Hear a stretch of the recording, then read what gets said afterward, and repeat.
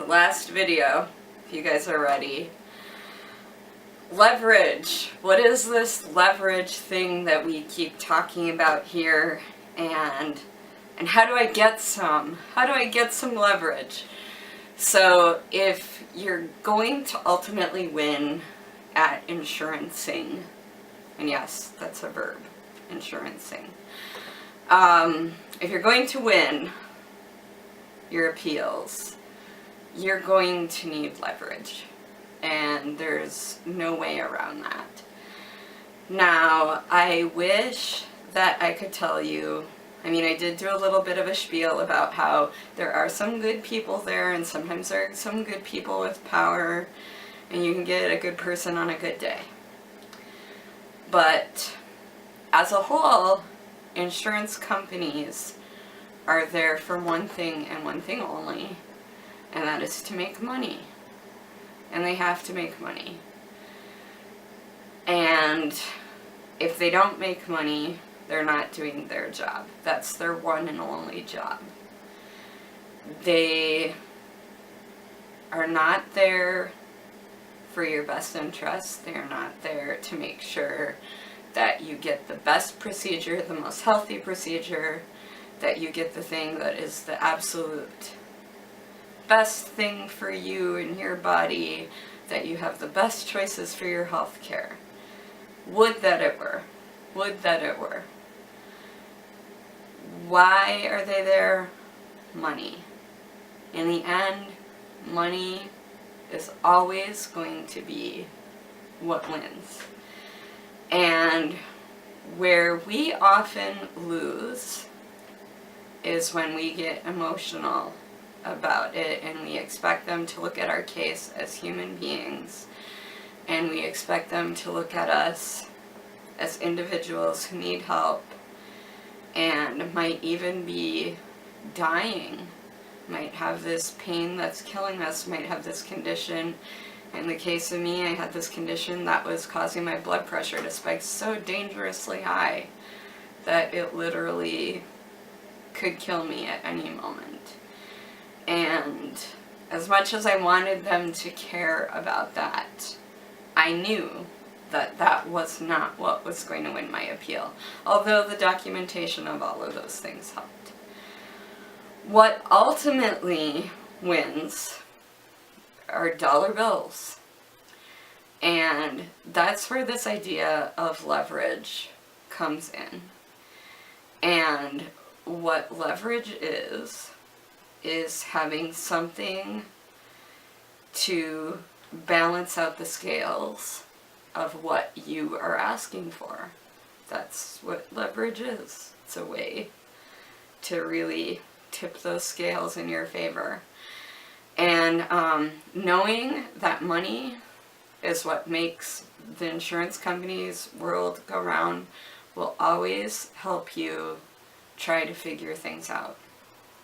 Now, where we can get into trouble with insurance companies is when we have separate insurance companies. And I found this out the hard way, is that I had a lovely experience where we had our drug formulary split from our regular health insurance formulary. And what that meant was that I lost my leverage for keeping the healthy medications that I needed down, and getting the best medications that kept me healthy and that kept me out of the hospital. Because the drug company that I had, or the drug insurance company I had, they paid for my drugs, and that's all they had to worry about. A separate company paid for my hospitalizations and my emergency room visits and my doctor visits. And they didn't interact with one another, and neither one was beholden to the other. So the argument that getting something done would help me reduce my medication usage, it was an argument that didn't work anymore. And the argument that not getting a medication would keep me out of the emergency room in the hospital was something that my drug company didn't care about anymore either. because they didn't have to pay for me to go to the hospital. And so what I had to do was to find a way to find what we call leverage that they were invested in, each themselves. And so you have to make sure you understand how your insurance company works, how their money is tied up in you, and all of that. So that's why I'm constantly bringing up this idea of surgery and surgical consults. Those are some of the most expensive things that a person can get. They're some of the most unpredictable things that a person can get depending on what their conditions are. They often have terrible outcomes, especially if you have a condition like what I have. And even in the best of conditions, they can have terrible outcomes. And then they have expensive rehab, and they have expensive hospital stays, and they have all of those kinds of things. And you may be the kind of person who has said to yourself, I'm never having surgery. If you are that person and you have said that to your insurance company, you have already lost. You've lost your leverage. Because if they know you're never going to have surgery no matter what, life or death, they know that they don't need to pay for anything else for you either. Because you're not going to have that surgery. You're never going to cost them any more money. You might just die. But that's going to cost them less than paying for an experimental procedure or paying for anything else. On the other hand, if you're willing to do the other necessary medical things that you need to do to try to, work within the system, to do everything you can to keep yourself as healthy as possible. And we all know that that can sometimes be a joke, but I do mean that with sincerity. Going to specialists, going to surgical consults, going to physical therapy, going to occupational therapy, going everywhere that you need to go. Eventually, you can paint a picture, and you can have your doctors help to paint a picture of, when I get this procedure, I need fewer physical therapy visits. When I get this procedure, I don't need to have this surgery. When I get this procedure, I need to see fewer specialists. When I don't get this procedure, I need to use all of these other things, and it's a lot more expensive. So, sometimes really what it is that the amount of money that getting a procedure can save, it can be really unclear. And what your job is, and especially your advocate's job, but you can really help with this, is to make it clear, to make it transparent to the insurance company how much money they can save by giving you what you're asking for, which is usually something very simple. To you it might seem clear, but to them it may not be. And you need to make that clear. And so what you need to do is you need to track all of the things related to your problem that are costing them more money related to your problem. And sometimes you do have to spend some time doing necessary things that you might not otherwise want to be doing, that you might be the type of stoic person that says, forget it, I'd rather just lie here and suffer than to do that. Sometimes in order to win, you have to find that strength within yourself to get out there and work a little bit harder, to get what I call leverage, to be able to do it. And it's not getting things that are unnecessary. It's getting things that you need. But it's getting them so that eventually you can get to the place where you can get that final piece, that final thing that you need, and to be able to get better. Because they're not just going to give it to you. You have to be willing to put yourself out there to get it. So, the types of things that you might not think about or realize, and that may feel really daunting to do, but that you may need to paint a picture of, or have your advocate help paint a picture of, are things like more doctor visits, going to see more specialists, use of EMS services for your injuries, for your pain-related visits. Even if those visits aren't helping that much, you still need to maybe go in and have them tracked. And even if it seems useless at the time, use of emergency department services. Again, even if you go in there and at that time they don't help you, you may need to go in and have it documented and tracked. And it may feel awful, and you may feel like it's a big waste of your time. But again, you never know. You might go in one day and there might be an osteopath on call who can pop your rib back into place, or whatever it is that's been ailing you. But if you're not willing to do these things, there's not going to be a picture of an accurate representation of your health.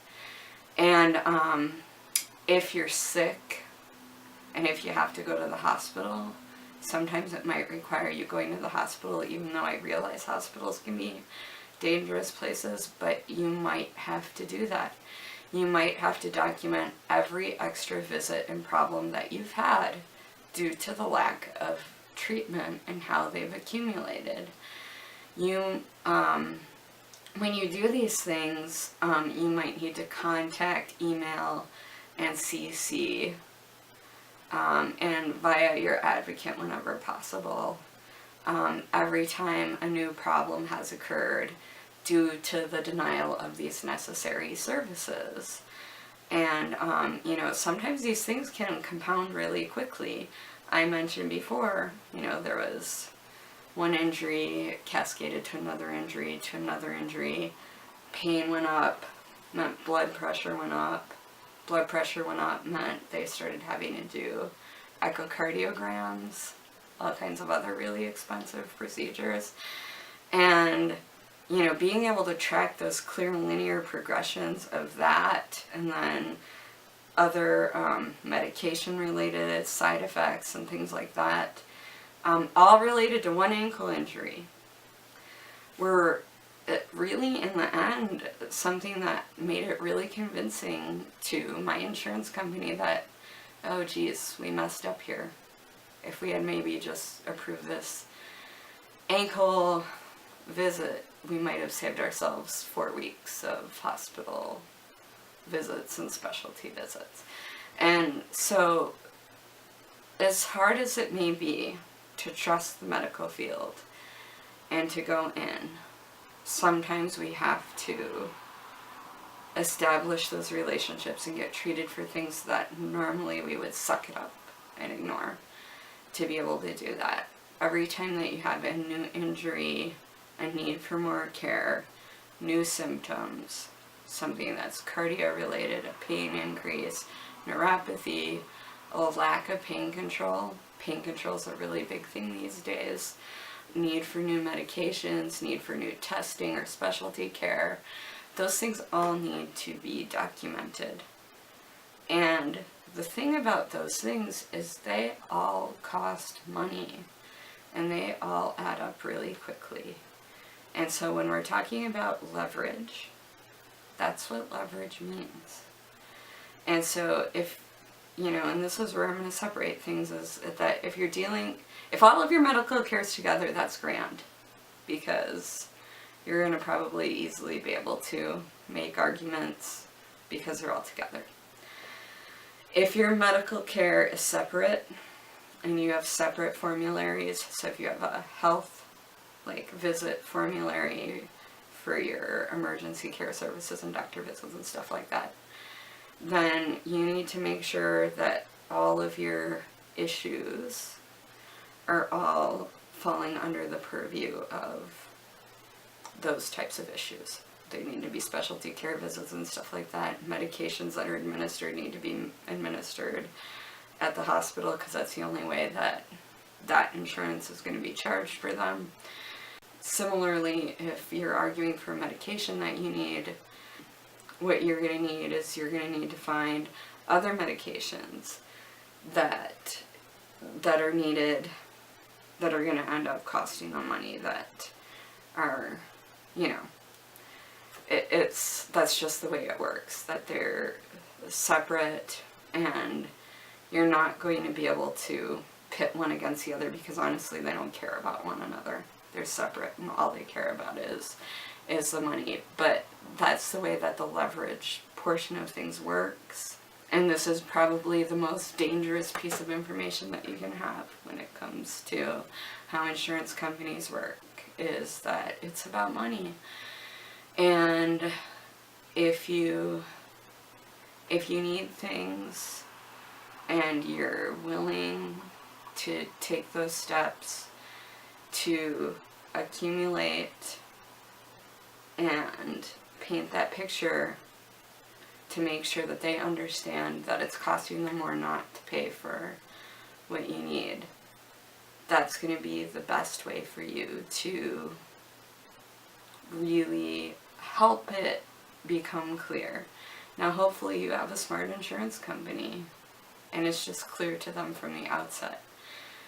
But it's not always that clear, and sometimes it takes 4 months, sometimes it takes 5 months, sometimes it takes a year, sometimes it takes 2 years. I've seen people almost die of heart conditions because someone just wouldn't pay for a medication that they needed outside.